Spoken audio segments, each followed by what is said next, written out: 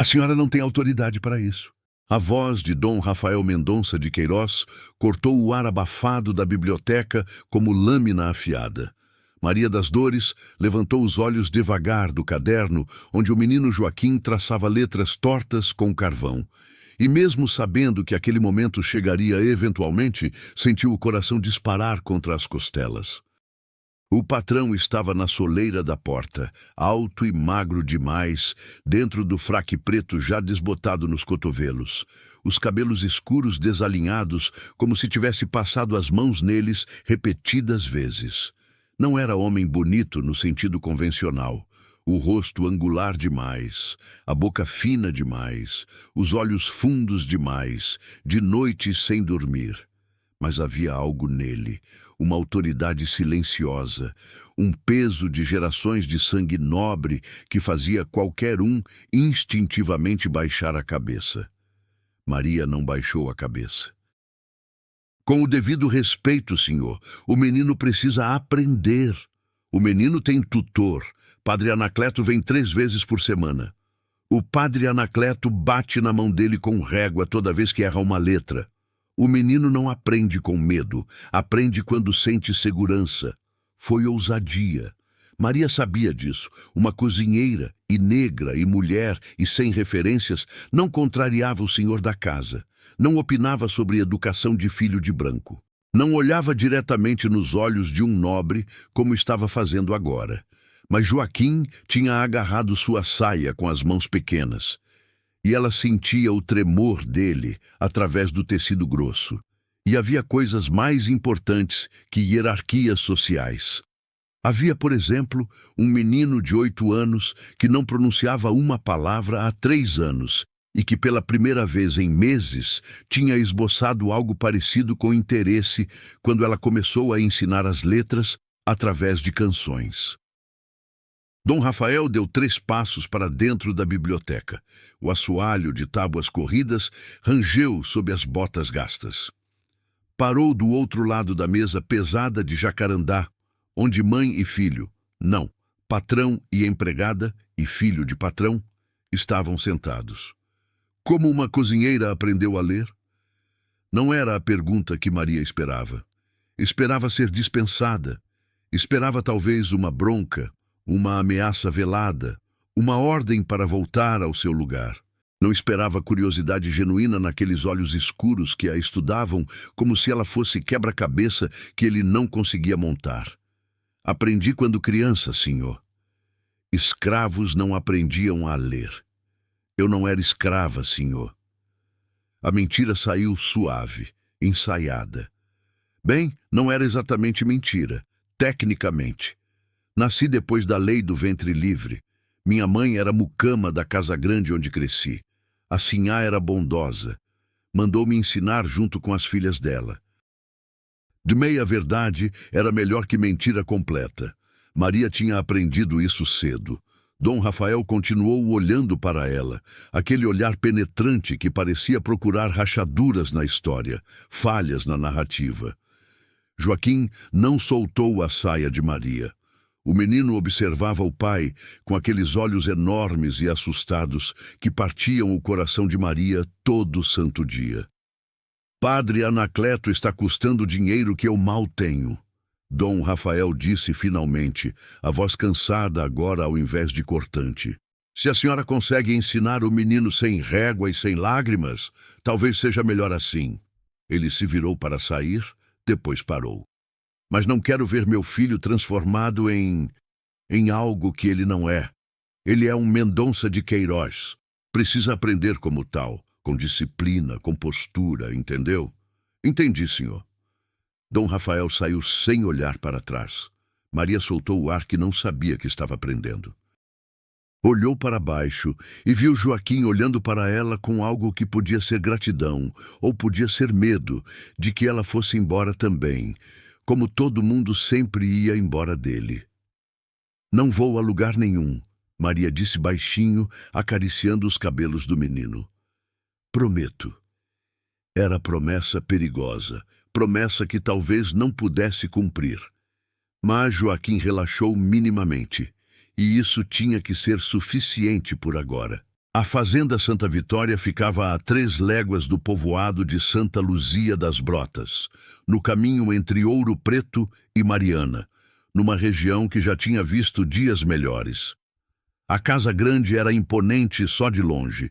De perto, via-se o reboco descascando, algumas telhas quebradas, os batentes de janela apodrecendo. O cafezal que se estendia morro abaixo estava mal cuidado, as ervas daninhas tomando conta, os pés produzindo menos a cada safra. Maria tinha chegado ali 6 meses atrás, no finalzinho da tarde, subindo o caminho de terra com os pés sangrando dentro das alpercatas velhas e o xale puído como único pertence além da roupa no corpo. O feitor tinha quase a enxotado, mas Dona Generosa, a governanta severa que comandava a criadagem, tinha olhado para ela com algo parecido com pena e dito: "Sabe cozinhar?" "Sei." "Sabe fazer comida de branco?" "Comida de gente bem importante, sopa de legumes, fricassê, pudim de leite." "Sei fazer." Não era mentira. A baronesa de Paraupeba tinha insistido que Maria aprendesse tudo: ler, escrever, bordar, cozinhar, tocar piano. "Você precisa ser mais que ornamento, menina," a velha senhora dizia com aquela voz firme que não admitia contestação. "Precisa ter utilidade. O mundo não é gentil com mulheres inúteis e é duplamente cruel com mulheres negras." A baronesa tinha razão, como sempre tinha. Dona Generosa tinha levado Maria para a cozinha. Um cômodo enorme e escuro nos fundos da casa grande, com fogão a lenha dominando uma parede inteira, panelas de ferro penduradas em ganchos, uma mesa de trabalho manchada de décadas de uso. Tinha ares de ter sido bonita um dia, aquela cozinha. Agora era apenas funcional. A última cozinheira fugiu com o tropeiro que vinha buscar café. Deixou a gente na mão no meio da colheita. O patrão quase teve um treco. Dona Generosa cruzou os braços sobre o peito volumoso. "Você parece moça decente, quieta. Isso é bom. Não quero falatório na minha cozinha. Não quero confusão. Você cozinha, limpa seu canto, dorme no quarto lá atrás e não se mete onde não é chamada." "Claro, claro, senhora. Não me chame de senhora. Sou governanta, não sinhá. Me chame de Dona Generosa." "Sim, Dona Generosa. Pagamento é pouco. 5.000 réis por mês. Comida e cama inclusos. Se roubar, quebrar ou arrumar confusão, vai embora sem referência. Aceita?" 5.000 réis era miséria. Era insulto. Mas Maria não estava em posição de negociar. Estava em posição de desaparecer. E aquela fazenda esquecida no meio do nada era perfeita para isso. "Aceito." E foi assim que Maria das Dores se tornou a cozinheira da fazenda Santa Vitória. Nos primeiros meses, ela mal via o patrão. Dom Rafael era fantasma que habitava o casarão.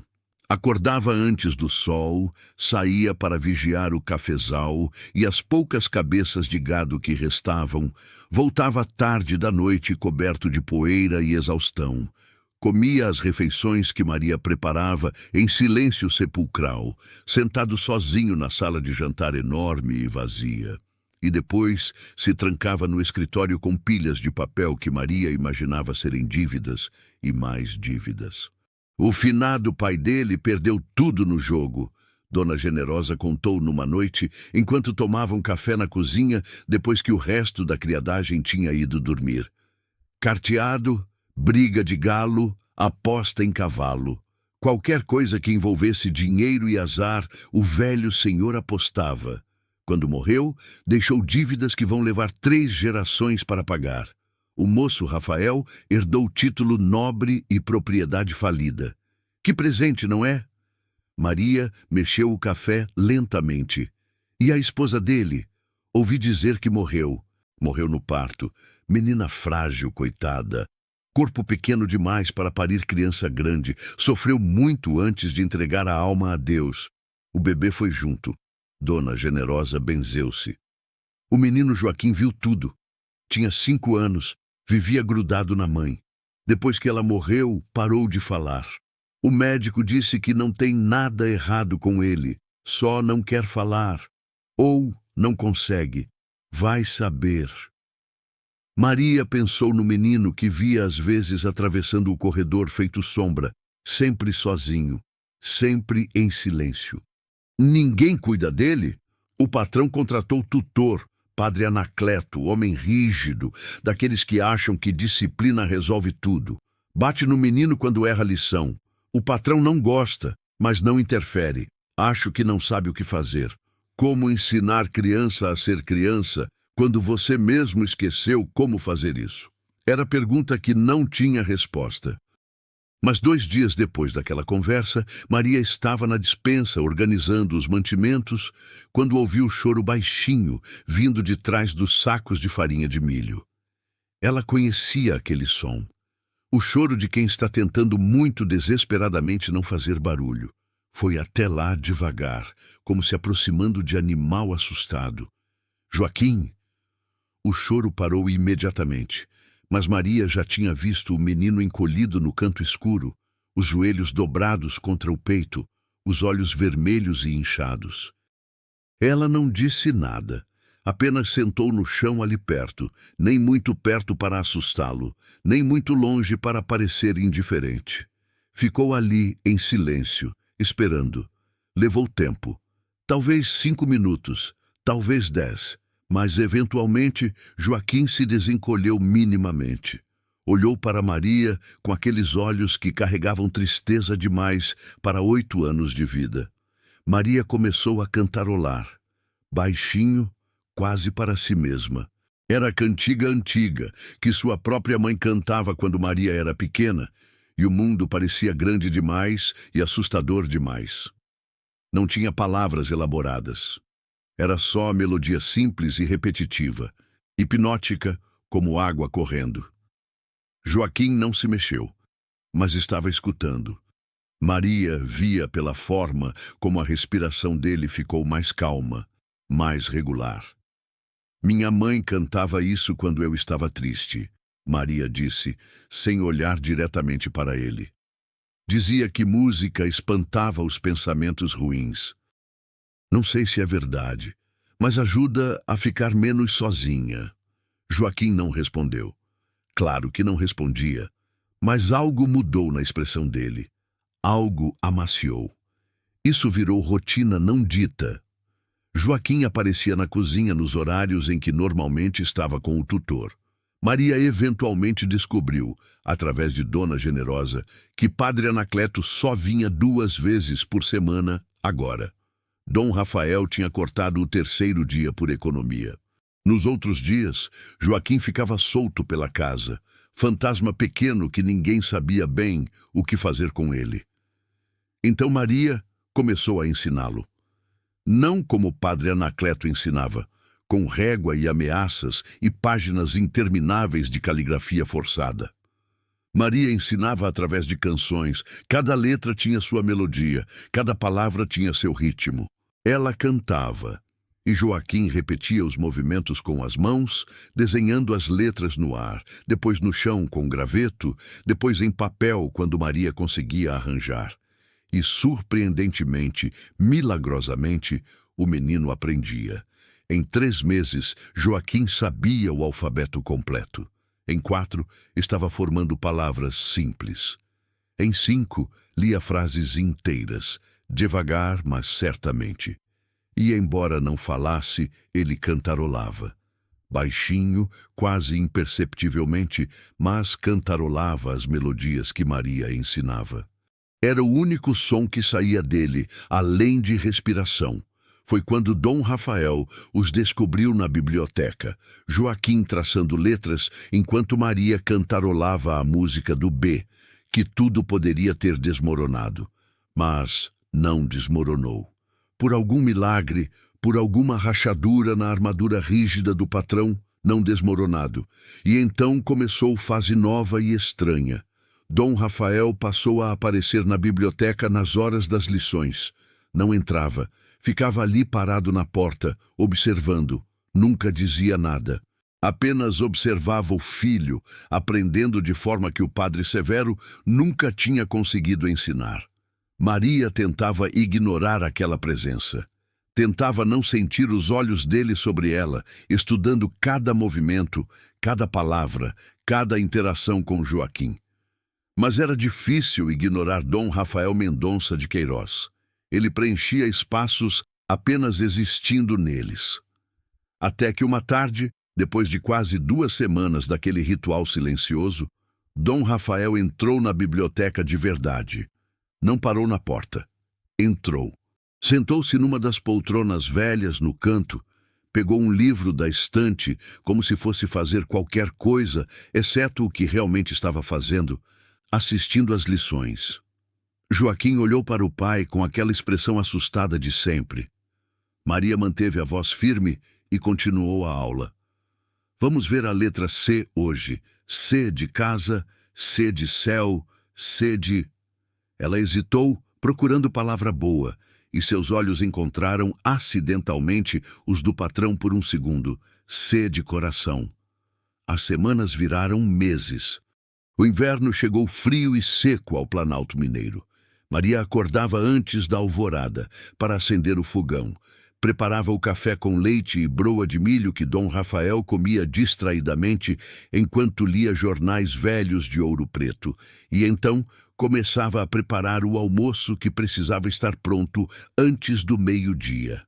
A rotina era dura, mas tinha ritmo reconfortante. Havia segurança na previsibilidade. Havia quase paz em saber exatamente o que cada dia traria. Até o dia em que o homem apareceu.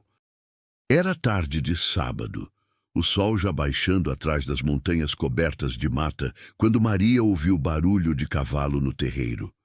Estava na cozinha preparando massa de pão para a semana, quando Dona Generosa entrou toda apressada, o rosto vermelho de alarme. Tem um homem procurando por escrava fugitiva. Diz que ela roubou da família dele. Diz que tem recompensa para quem encontrar. O mundo parou. Maria sentiu o sangue gelar nas veias. As mãos continuaram socando a massa por puro instinto, mas a mente estava correndo freneticamente, calculando distâncias, tempo, possibilidades. Que homem? Ela conseguiu perguntar, a voz saindo surpreendentemente calma. Não sei, tipo bem vestido, roupas de cidade. Disse que anda procurando faz meses, passou em todas as fazendas da região. E o patrão, onde está? No escritório com ele, conversando. Maria precisava pensar, precisava planejar, precisava. Maria! A voz pequenininha de Joaquim veio da porta. O menino estava ali parado, segurando o caderno, os olhos preocupados. Não, não agora, não na frente do menino. Joaquim, querido, volta para seu quarto. Ainda não é hora da lição. Mas Joaquim não se mexeu. Apenas continuou olhando para ela com aqueles olhos que viam demais, entendiam demais. Maria das Dores? A voz de Dom Rafael ecoou pelo corredor. Não era chamado casual. Era convocação formal. Dona Generosa deu tapinha no braço de Maria. Vá, e se for o que estou pensando, que Deus te acompanhe. Maria limpou as mãos no avental, tirou o avental, alisou o vestido simples de chita, respirou fundo 3 vezes.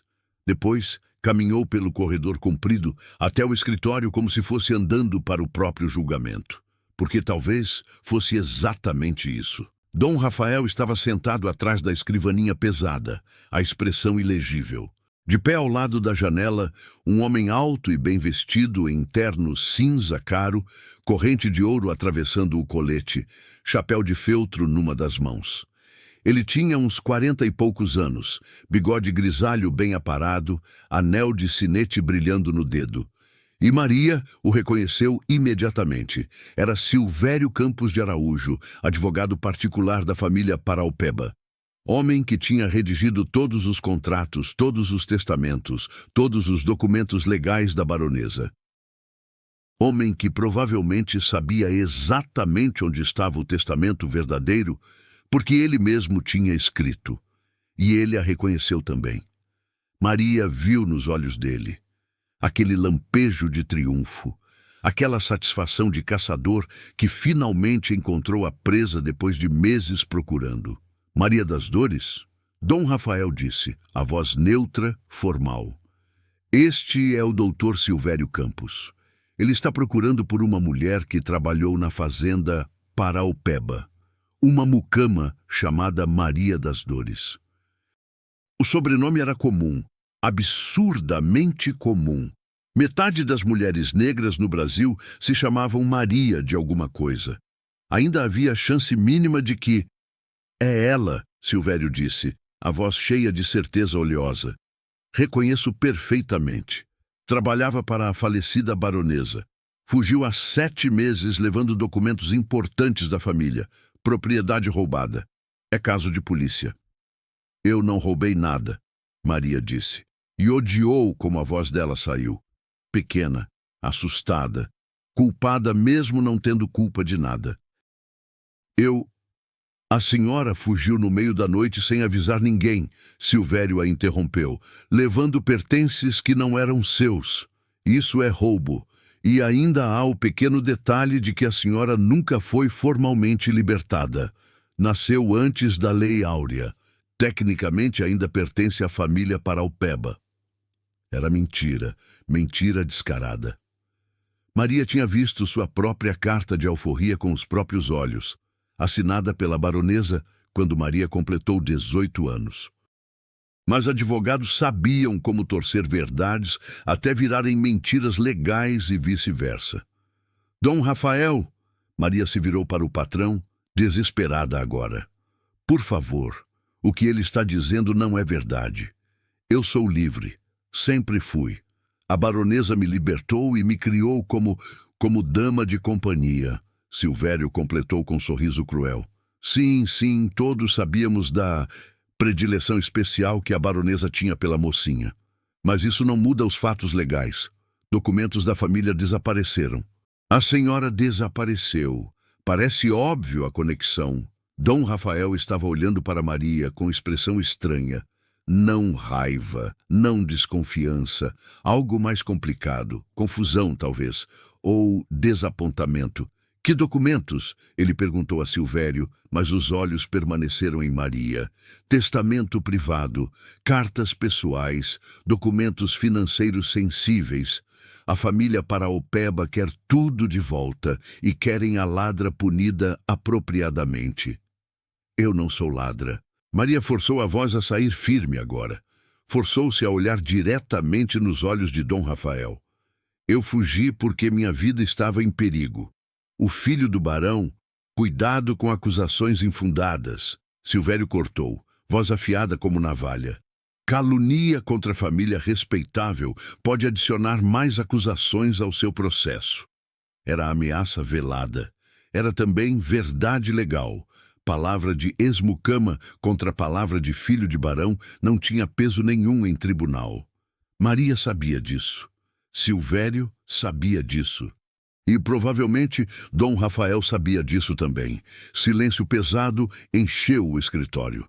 Pela janela, Maria via o crepúsculo transformando o céu em degradê de laranjas e roxos. Lá fora, a vida continuava. Aqui dentro, a dela estava prestes a acabar. Doutor Silvério, Dom Rafael disse finalmente, a voz cuidadosamente controlada.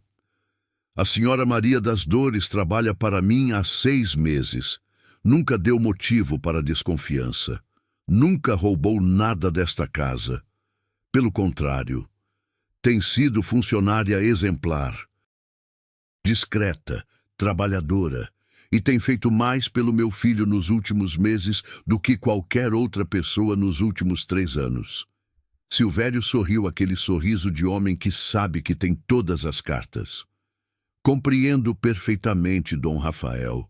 Ela certamente é mulher encantadora, mas fatos são fatos, e a lei é clara. Se o senhor está abrigando fugitiva procurada, está cometendo crime também.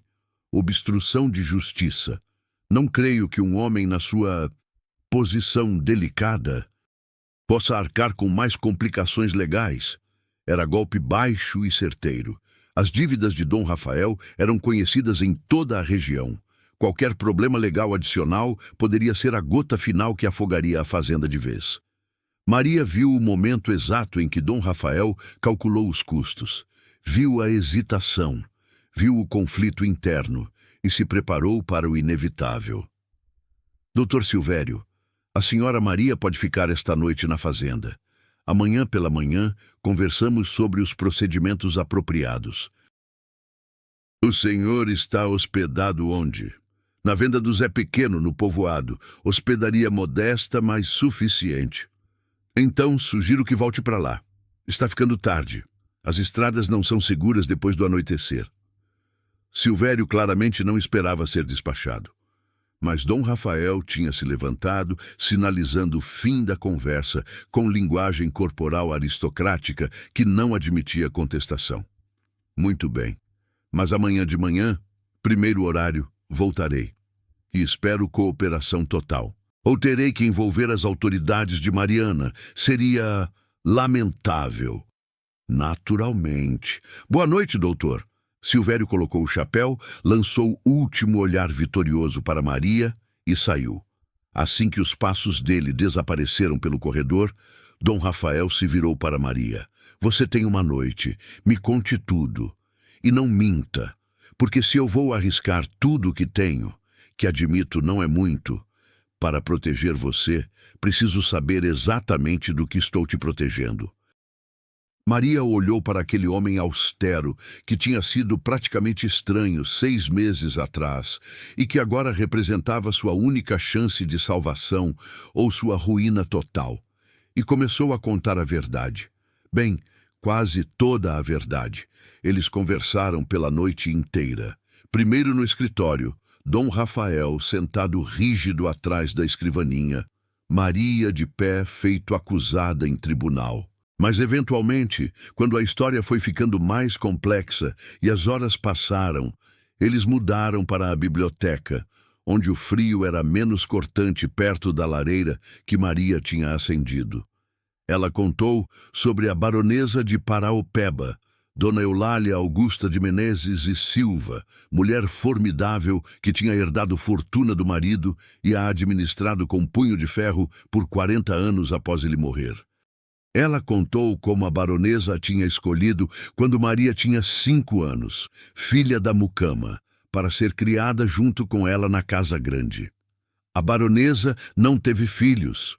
O barão tinha um filho de casamento anterior, mas era homem difícil, violento, beberrão. Ela não gostava dele.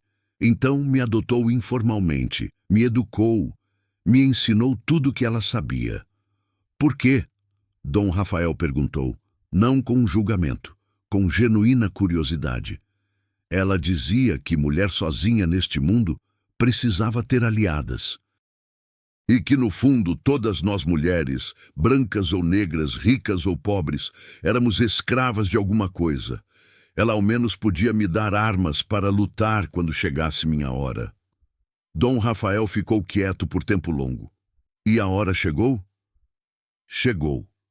Maria contou sobre a doença da baronesa. Como nos últimos meses, a velha senhora definhou rapidamente, o corpo desistindo, mas a mente permanecendo afiada, como sempre.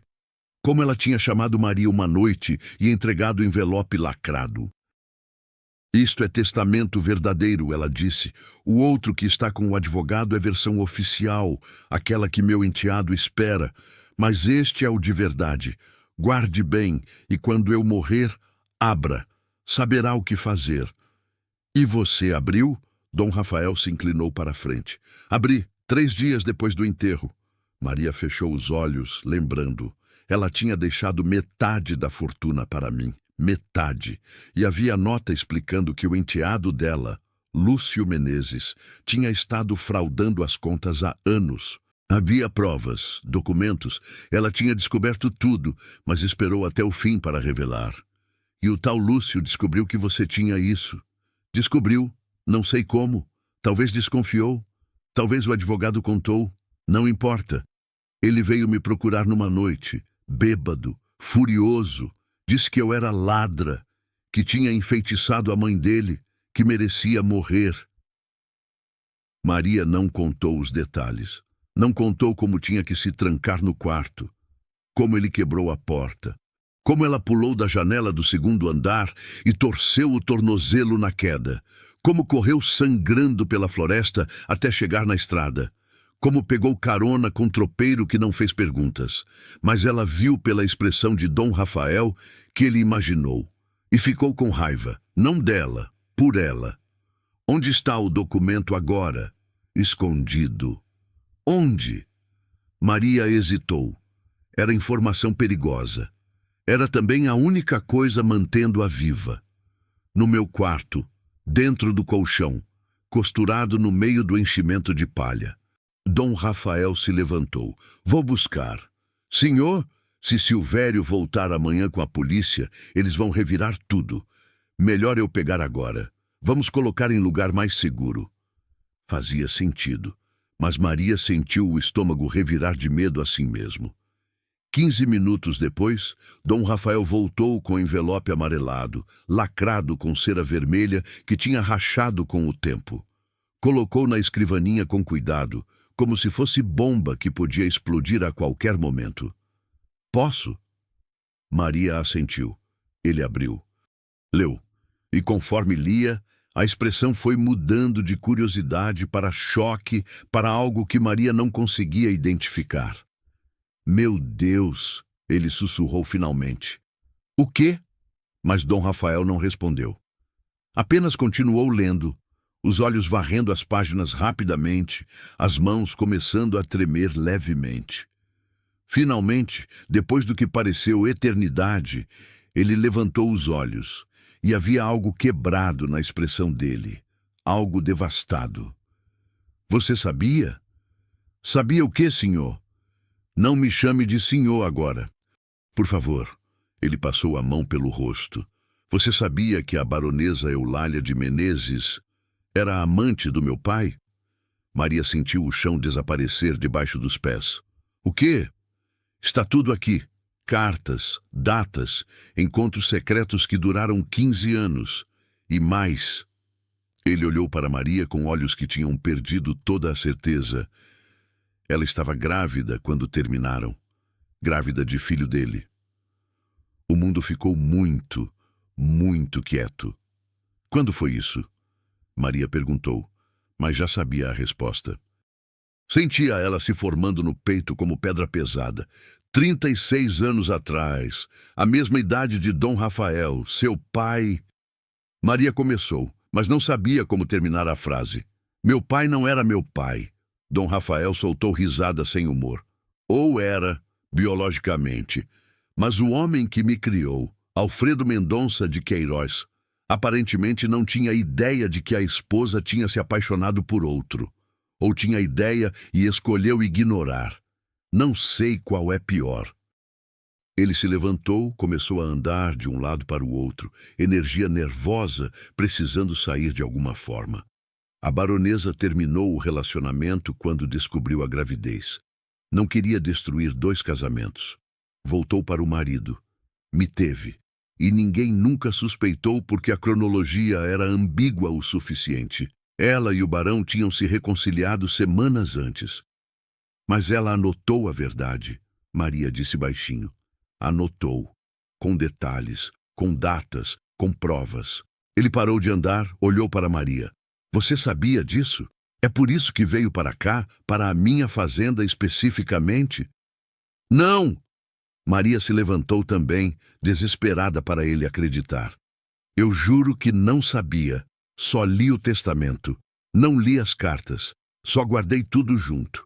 Escolhi sua fazenda porque estava longe de Paraupeba, porque o nome Mendonça apareceu uma vez nos documentos, e pensei que talvez houvesse alguma conexão antiga que tornasse mais seguro, mas não sabia qual. Juro que não sabia. Dom Rafael a estudou por longo momento, procurando mentiras, procurando traição. Aparentemente não encontrou. Acredito em você, ele disse finalmente. Não sei por quê, Mas acredito. Maria sentiu alívio tão grande que quase desabou. E agora? Ela perguntou. Silvério volta amanhã, com polícia provavelmente. O que fazemos? Dom Rafael olhou para o envelope na escrivaninha, para as verdades explosivas ali contidas, verdades que podiam destruir reputações, verdades que podiam mudar tudo. Agora, ele disse devagar, agora você me conta tudo mais que ainda não contou. Tudo sobre o testamento, tudo sobre a herança, tudo sobre por que Lúcio Menezes teria tentado te matar. Maria respirou fundo. A baronesa deixou metade da fortuna para mim, a outra metade para o neto dela, seu filho, Joaquim. Ela descobriu que você é filho biológico do barão, o que faz Joaquim bisneto direto dele, herdeiro legítimo da linhagem Menezes. Silêncio absoluto. Ela deixou herança para meu filho, Dom Rafael disse, voz estranhamente vazia, para uma criança que ela nunca conheceu. Por quê? Porque você é filho dela, e Joaquim é neto dela, família, e ela não queria que Lúcio, homem violento, cruel, perigoso, ficasse com tudo. Então dividiu entre as duas pessoas que ela amava de verdade, eu que ela criou, e sua linhagem, que ela nunca pode assumir, mas sempre amou de longe. Dom Rafael se sentou pesadamente, como se as pernas não aguentassem mais. Colocou o rosto nas mãos. Meu Deus, tudo que eu sei sobre minha vida é mentira. Maria se aproximou devagar. Ajoelhou na frente dele, hesitante, ousada, mas incapaz de ficar distante quando alguém estava quebrado assim. Não tudo, ela disse suavemente. Joaquim é verdade. Seu amor por ele é verdade. Esta fazenda, falida ou não, é verdade. O homem que você se tornou, apesar de tudo, é verdade. Dom Rafael levantou o rosto. Havia lágrimas nos olhos dele. Maria nunca tinha visto o homem daquela classe chorar antes. O que eu faço? Ele perguntou. E não era príncipe pedindo conselho à empregada. Era apenas humano pedindo ajuda a outro humano. Depende, Maria disse honestamente. Você quer a verdade conhecida? Quer reclamar a herança? Ou quer proteger a memória do homem que te criou, mesmo sabendo que ele não era seu pai de sangue? Era pergunta impossível. Pergunta sem resposta certa. Dom Rafael ficou quieto por muito tempo. Quando falou, a voz estava firme de novo, decidida. Quero proteger você. Quero proteger meu filho. O resto posso decidir depois. Mas primeiro precisamos lidar com Silvério e com Lúcio Menezes. Como? Um sorriso pequeno, quase malicioso, apareceu no rosto de Dom Rafael. Com a verdade. Só não a verdade que eles esperam. Maria não entendeu, mas confiou. Porque naquele momento era tudo o que podia fazer. Amanhã Silvério voltaria. E amanhã tudo mudaria. O dia amanheceu com névoa densa cobrindo o vale. O tipo de névoa que deixava tudo fantasmagórico e irreal. Maria acordou antes do sol nascer, como sempre. Mas desta vez não foi para acender o fogão. Foi porque não tinha conseguido dormir. A noite inteira tinha passado na biblioteca com Dom Rafael, lendo e relendo aqueles documentos malditos, planejando estratégias, tentando encontrar saídas num labirinto que parecia não ter porta de escape. Quando finalmente tinha subido para o quartinho dos fundos, o céu já clareava e o medo estava instalado tão fundo no peito que respirar dói.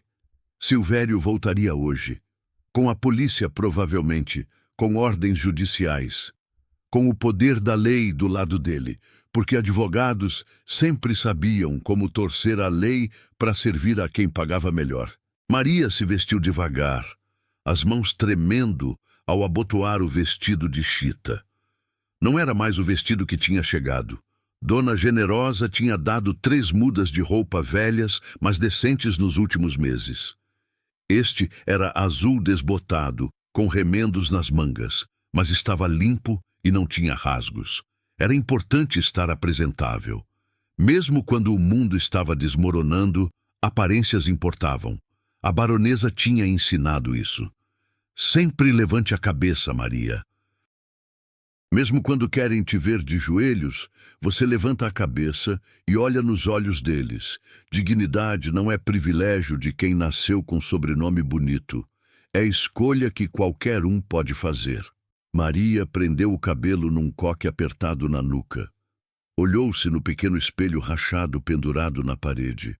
Mulher de 38 anos olhava de volta, rosto marcado pelo sol, olhos cansados mas firmes, boca que tinha aprendido há muito tempo a não tremer mesmo quando o resto do corpo queria.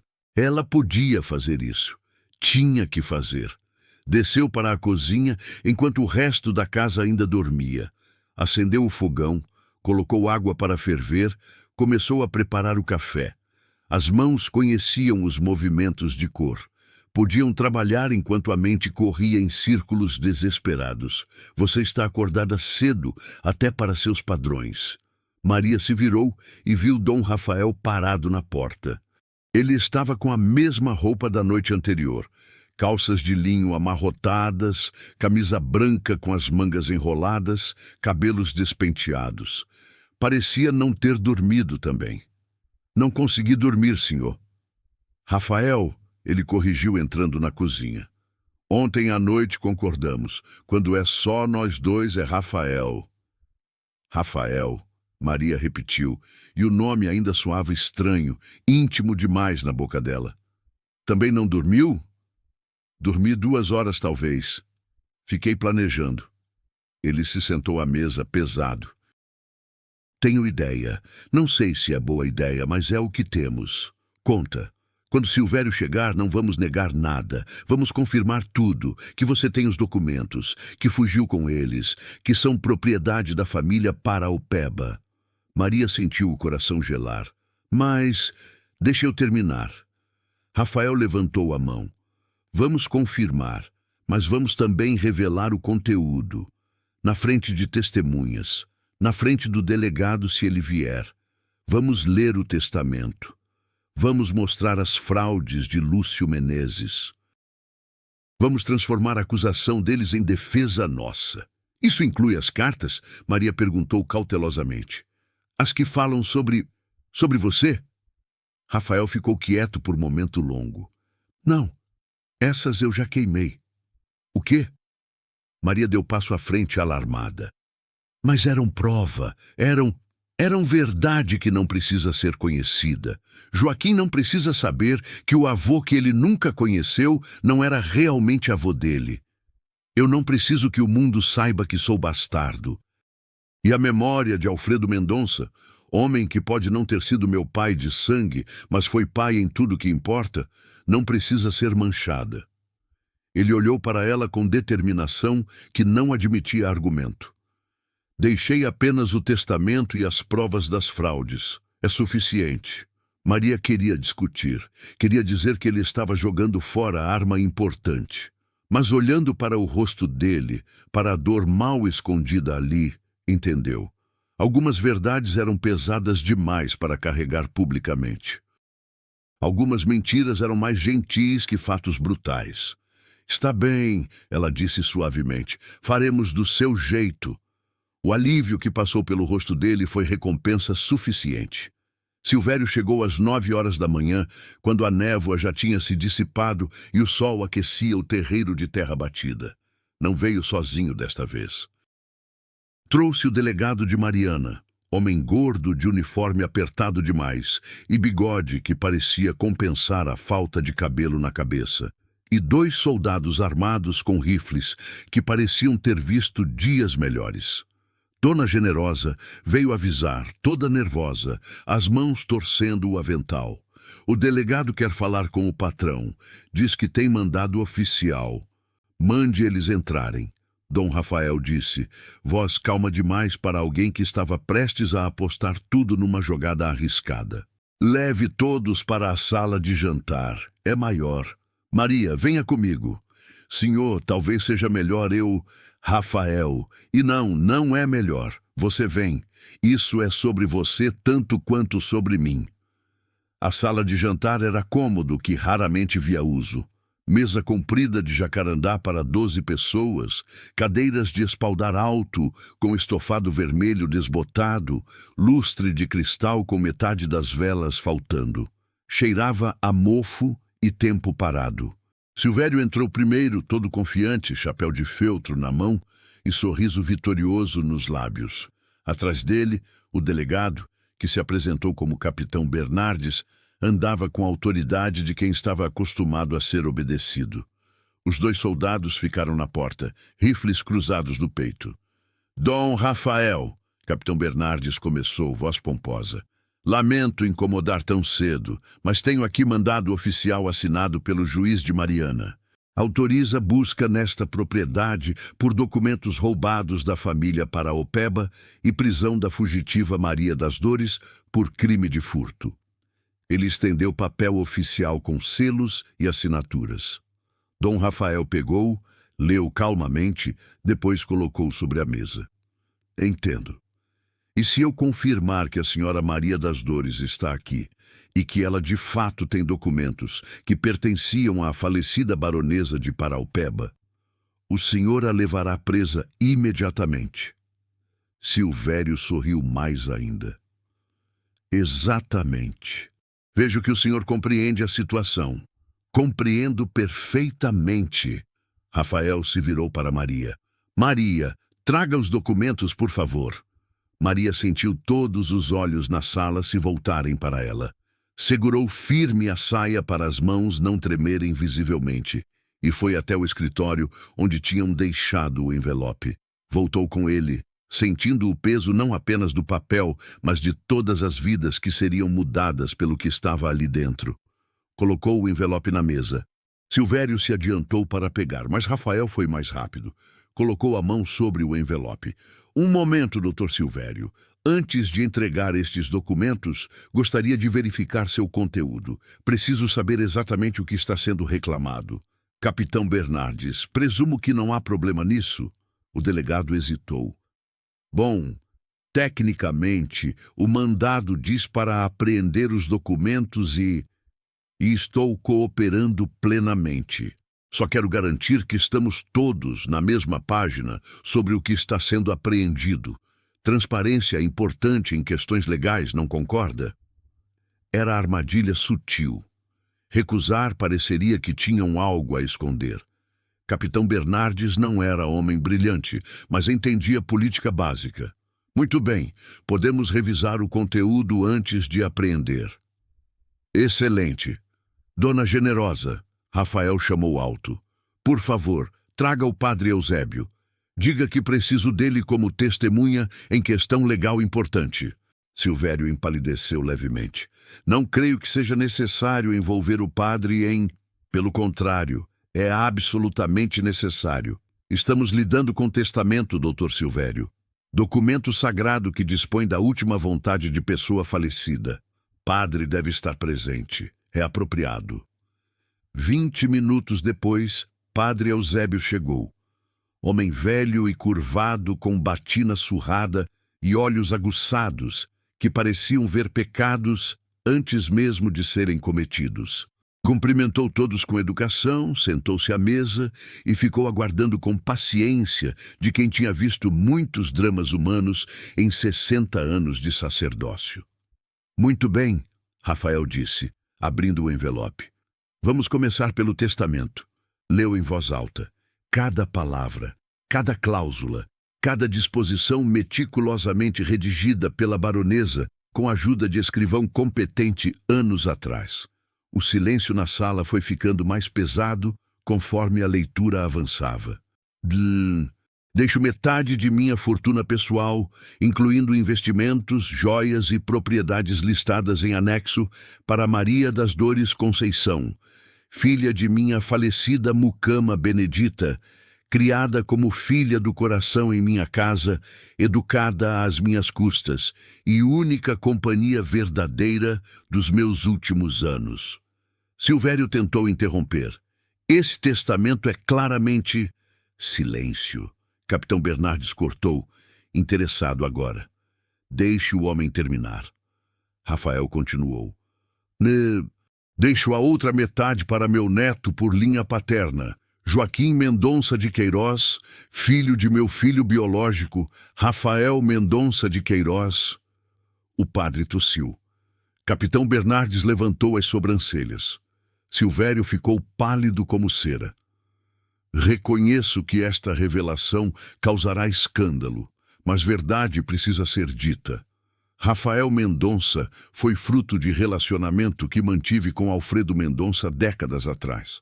Seu pai legal ignorava este fato e escolho revelar apenas agora porque justiça exige.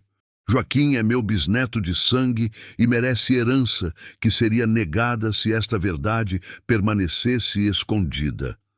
Isso é absurdo. Silvério explodiu. Calúnia, difamação de família respeitável. Esse documento é claramente... Está assinado por 3 testemunhas. Rafael interrompeu calmamente. Reconheço 2 das assinaturas. Escrivão oficial de Paraupeba e médico particular da baronesa. Ambos homens de reputação inquestionável. A terceira... Nele virou para Silvério com olhar afiado. A terceira é sua, doutor Silvério. Data de 5 anos atrás. O senhor testemunhou este testamento. O senhor certificou sua autenticidade na época. Silêncio mortal. Silvério abriu a boca. Fechou. Abriu de novo. Nada saiu.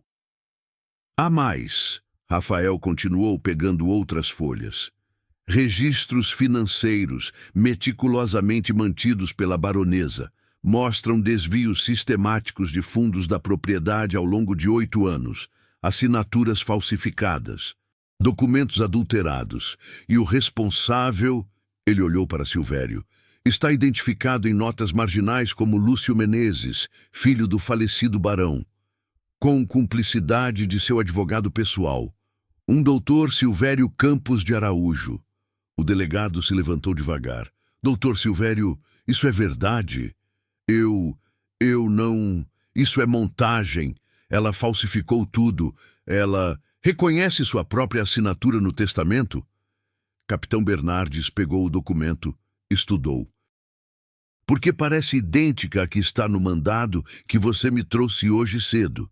Silvério estava suando agora. Eu assinei o testamento, sim, mas não sabia o conteúdo completo. A baronesa estava senil. Ela estava perfeitamente lúcida. Maria falou pela primeira vez, voz clara. Eu estava presente em cada reunião com o escrivão. Ela ditou cada palavra, revisou 3 vezes. Fez questão que tudo estivesse absolutamente correto e legal. E o senhor sabe disso, doutor Silvério, porque o senhor mesmo disse na época que era testamento mais bem redigido que já tinha testemunhado. Você não tem credibilidade. Você é ex-escrava. Sua palavra não vale. Minha palavra talvez não valha, Maria disse, mantendo voz firme, mesmo com raiva fervendo por dentro. Mas palavra de padre vale, palavra de delegado vale, palavra de homem nobre vale. Ela olhou para Rafael. E Dom Rafael Mendonça de Queiroz está confirmando tudo o que eu disse. Rafael assentiu. Confirmo, cada palavra. Agora, capitão Bernardes, sugiro que revise esse mandado que trouxe, porque me parece que foi obtido sob falsos pretextos. Maria das Dores não roubou nada. Ela fugiu com documentos que provam fraude contra ela e contra meu filho. Ela é vítima, não criminosa. O delegado estava claramente fora de sua profundidade. Olhou para o mandado, para o testamento, para Silvério, para Rafael, para Maria. Isso vai ter que ser decidido por juiz, ele disse finalmente. É complicado demais para eu decidir aqui. Vou precisar levar todos os documentos para Mariana. Juiz Tavares vai ter que analisar. Perfeitamente razoável, Rafael concordou. Mas enquanto isso, Maria das Dores fica sob minha proteção nesta fazenda.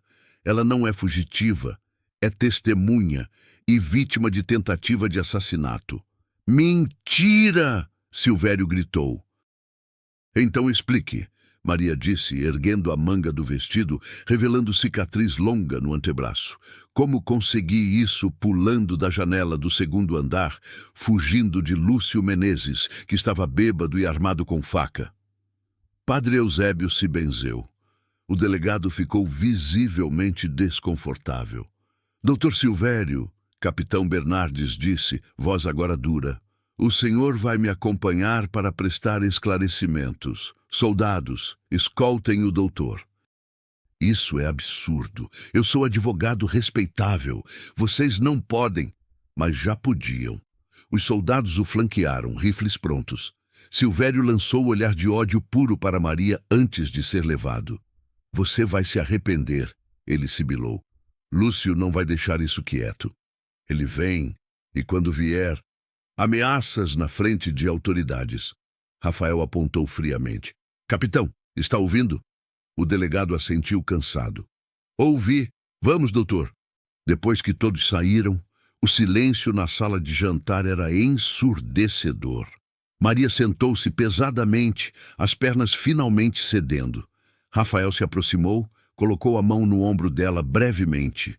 Gesto de conforto que durou apenas segundo antes de ele se recompor e afastar. Primeira batalha vencida, ele disse. Mas Silvério tinha razão numa coisa. Lúcio vai vir. Eu sei. E quando vier, não será com papéis e mandados. Eu sei, Maria repetiu mais baixo. Padre Eusébio, que tinha ficado quieto até então, se levantou devagar. Vocês dois precisam de proteção. Vou falar com alguns homens do vilarejo. Homens de confiança. Podem ficar de guarda aqui por uns tempos. Não tenho dinheiro para pagar. Rafael começou. Não pedi pagamento. Pedi para fazer o que é certo. O velho padre olhou para Maria com gentileza. Esta moça sofreu injustiça, e injustiça eu não tolero. Nem Deus tolera. Ele saiu, deixando-os sozinhos. Obrigada, Maria sussurrou para Rafael. Por tudo, por não me entregar, por arriscar. Não me agradeça ainda. Ainda não acabou. Tinha razão. Estava apenas começando. 2 semanas depois, os homens do vilarejo tinham vindo. 4 deles, trabalhadores rurais com espingardas velhas e disposição para fazer o certo. Montavam guarda em turnos, dia e noite. A fazenda tinha virado fortaleza improvisada. Joaquim não entendia completamente o que estava acontecendo, mas sentia a tensão. Parou de vir para as lições. Ficava escondido no quarto, silencioso como sempre, mas agora era silêncio de medo ao invés de trauma. Maria tentou várias vezes puxá-lo para fora. Cantou as músicas que ele gostava, preparou os biscoitos favoritos dele. Nada funcionava. Foi Rafael quem finalmente conseguiu. Numa tarde, ele simplesmente sentou no chão do quarto do menino. Não falou nada, apenas ficou ali. Depois de 1 hora, Joaquim saiu debaixo da cama onde estava escondido e sentou ao lado do pai. Tenho medo, o menino não disse porque não falava, mas os olhos diziam tudo. Eu também, Rafael admitiu baixinho, mas estamos seguros, prometo. Era promessa que ele não sabia se podia cumprir, mas Joaquim acreditou, porque crianças precisam acreditar. Lúcio Menezes chegou numa terça-feira ao anoitecer, quando o céu estava cor de sangue. Não veio sozinho. Trouxe 6 capangas armados, homens que claramente não eram estranhos à violência. Os guardas da fazenda os pararam no portão. Houve discussão acalorada, ameaças, gritos.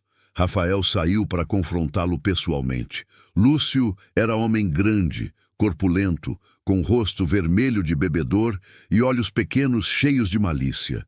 Cheirava a cachaça mesmo de longe. Mendonça, ele cuspiu o nome. Entregue a negra e não haverá problema. Não, não? Lúcio riu, sem humor. Você não entende a situação. Eu posso acabar com você. Posso incendiar esta fazenda. Posso fazer seu filho desaparecer. Posso... Pode tentar, Rafael disse, voz gelada, mas há 4 homens armados atrás de mim. Testemunhas. E você acabou de confessar intenção de cometer múltiplos crimes. Na frente delas. Lúcio olhou ao redor. Viu os homens com espingardas. Viu que não tinha a vantagem tática que pensava ter. Isso não acaba aqui. Ele rosnou. Você vai dormir uma noite. E quando acordar... Ele sorriu cruel. Se acordar, vai descobrir que homens ricos têm formas de resolver problemas que leis não alcançam. Ele foi embora, mas a ameaça ficou no ar como fumaça tóxica. O ataque veio 3 noites depois, às 2 da madrugada, quando até os guardas estavam começando a relaxar por fadiga. Fogo começou no celeiro. As chamas subiram rápido, lambendo madeira seca, consumindo feno, criando um inferno alaranjado que iluminou a noite inteira. Caos, gritos, homens correndo com baldes, animais berrando de pânico. Na confusão, ninguém notou os 2 homens que entraram pela parte de trás da casa. Maria acordou com cheiro de fumaça. Levantou correndo, descalça, saiu do quarto. O corredor estava cheio de fumaça. Não conseguia ver. Joaquim, ela gritou. Joaquim! Correu para o quarto dele. Vazio. A cama vazia. A janela aberta. Pânico absoluto tomou conta dela. Joaquim! Correu pela casa, tropeçando, tossindo, procurando desesperadamente. Cozinha vazia, sala vazia, escritório vazio. E então lembrou. O lugar onde tinham se conhecido, onde ele sempre se escondia quando estava com medo. A despensa. Correu para lá, quase caiu descendo as escadas, entrou no cômodo escuro, e lá estava ele, encolhido atrás dos sacos de farinha, exatamente como da primeira vez. Joaquim, graças a Deus, achei vocês. Maria congelou. Virou-se devagar. Um homem enorme bloqueava a porta, faca na mão, cicatriz atravessando o rosto, sorriso que não tinha nada de humano. O patrão disse para não deixar testemunhas. O capanga disse avançando. Maria se colocou na frente de Joaquim. Não tinha arma. Não tinha como lutar. Só tinha o próprio corpo entre o menino e aquela lâmina. Não encosta nele. Não vai ter escolha, neguinha. Ele avançou, e então algo aconteceu que ninguém esperava. Não machuca ela! A voz era fina, infantil, rouca de 3 anos sem uso, mas era voz. Joaquim estava falando. O capanga parou, surpreso. Maria se virou, chocada. Joaquim estava em pé, não mais encolhido, pequeno punho erguido, olhos cheios de lágrimas, mas também de coragem que ele não sabia que tinha. Não machuca minha mãe! O capanga recuperou-se da surpresa e riu. Que bonitinho, mas não vai. Ele não terminou a frase. Rafael entrou como furacão, pegou o homem pelas costas. Eles lutaram, rolaram pelo chão. A faca voou, bateu na parede, caiu. Socos, sangue, grunhidos de esforço. Maria agarrou Joaquim, cobriu os olhos dele, mas o menino lutou para ver, para ter certeza que o pai estava bem. Rafael era mais magro, mas era mais rápido, e tinha fúria de pai protegendo o filho. Acertou o golpe final, que deixou o capanga inconsciente no chão. Levantou-se, sangrando do nariz, respiração pesada, olhos selvagens. Quando viu Maria e Joaquim abraçados, mas vivos, algo nele quebrou. Vocês estão bem? Estão machucados? Estamos bem, Maria disse, voz tremendo. Mas Rafael, Joaquim... Ele falou. Rafael congelou. Olhou para o filho. O quê? Papai, Joaquim disse, a voz ainda estranha, ainda insegura, mas real. O fogo. Tem fogo. Rafael pegou o filho, abraçou forte e pela 2ª vez na vida dele chorou. O celeiro foi perda total. 2 dos capangas foram capturados tentando fugir. Confessaram tudo. Lúcio tinha pagado para incendiar e eliminar testemunhas. Com confissão deles, havia finalmente provas criminais suficientes. Lúcio Menezes foi preso 1 semana depois. Processo foi rápido, confissões dos capangas, testemunho de Joaquim, que agora falava, devagar, mas falava. Documentos provando fraude. 20 anos de prisão. Silvério, em troca de pena menor, delatou tudo. 5 anos. O testamento foi validado. A herança, liberada. 1 ano depois. A fazenda Santa Vitória estava irreconhecível. Celeiro reconstruído, casa reformada, cafezal produzindo melhor que em décadas. E ao lado da casa principal, construção nova, chalé menor onde Maria morava e administrava metade da operação. Era arranjo escandaloso.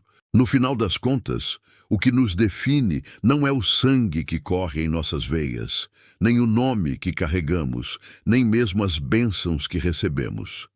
O que nos define são as escolhas que fazemos.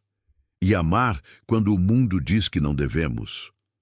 Essa é a escolha mais corajosa de todas. Se gostou desta história, deixe seu like para fortalecer o canal. Inscreva-se para não perder mais histórias como esta.